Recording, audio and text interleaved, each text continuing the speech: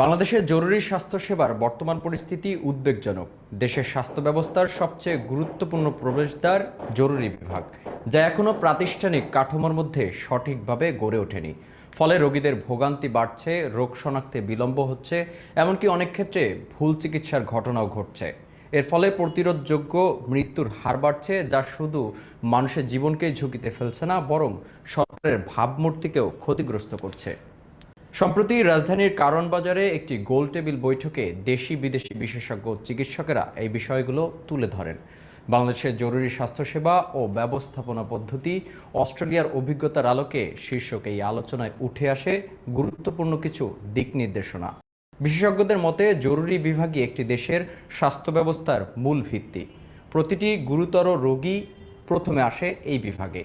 তাই যদি জরুরি বিভাগ শক্তিশালী হয়, পুরো স্বাস্থ্য ব্যবস্থায় কার্যকর হয়ে উঠবে। আর যদি এই বিভাগে দুর্বল থাকে, তাহলে পুরো ব্যবস্থায় ভেঙে পড়ে। অস্ট্রেলিয়ার অভিজ্ঞতায় তুলে ধরে জানানো হয়, সেখানে জরুরি বিভাগে এতটাই দক্ষতা দেখানো হয় যে প্রায় ৭৯% রোগীকে প্রাথমিক চিকিৎসা দিয়েই বাড়ি পাঠানো সম্ভব হয়। এর পেছনে রয়েছে প্রশিক্ষিত চিকিৎসক, নার্স, সহায়ক কর্মীদের সমন্বিত কাজ এবং সুসংগঠিত প্রোটোকল এবং আধুনিক প্রযুক্তির ব্যবহার। বাংলাদেশের জন্য বিশেষজ্ঞদের পরামর্শ স্বাস্থ্যসেবার উন্নয়নে 10টি গুরুত্বপূর্ণ উপাদানের কথা বলেন। এর মধ্যে রয়েছে ভৌত অবকাঠামো উন্নয়ন, দ্রুত রোগ শনাক্তকরণ, দুর্যোগ মোকাবেলার প্রস্তুতি, রোগীর প্রবাহ নিয়ন্ত্রণ এবং আধুনিক যন্ত্রপাতির ব্যবহার। পাশাপাশি প্রয়োজন দক্ষ জনবল তৈরি, নির্দিষ্ট ক্লিনিক্যাল গাইডলাইন, উন্নত তথ্য ও ডিজিটাল ব্যবস্থা, কার্যকর অ্যাম্বুলেন্স সার্ভিস এবং শক্তিশালী বান নিয়ন্ত্রণ ব্যবস্থা।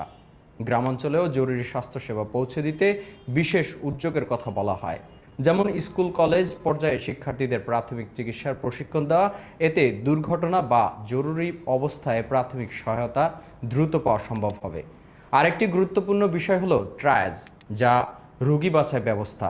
এই পদ্ধতি চালু থাকলে জরুরি বিভাগে আসা রোগীদের অবস্থা অনুযায়ী দ্রুত চিকিৎসা দেওয়া যায়।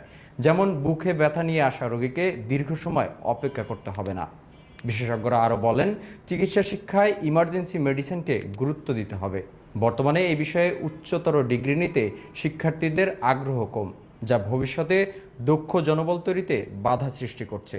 একই সঙ্গে চিকিৎসায় নৈতিকতার বিষয়টিও গুরুত্ব পেয়েছে আলোচনায়।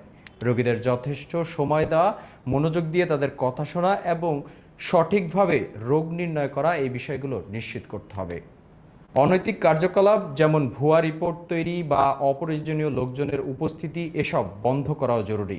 বিশেষজ্ঞদের মতে জরুরি স্বাস্থ্যসেবায় বিনিয়োগ বাড়ানো খরচ নয়, বরং একটি দীর্ঘমেয়াদী ব্যয় কমাতে সাহায্য করে।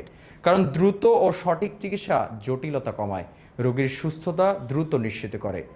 সবশেষে বলা যায়, বাংলাদেশের জরুরি স্বাস্থ্যসেবা ব্যবস্থা উন্নয়ন সম্ভব যদি থাকে সুনির্দিষ্ট পরিকল্পনা, যথাযথ বিনিয়োগ এবং সরকারের আন্তরিক সদিচ্ছা। অস্ট্রেলিয়ার মতো উন্নত দেশের অভিজ্ঞতা কাজে লাগিয়ে একটি কার্যকর, মানবিক এবং আধুনিক জরুরি স্বাস্থ্যসেবা গড়ে তোলা এখন সময়ের দাবি। Nazmul Gazi, prime TV, desk report.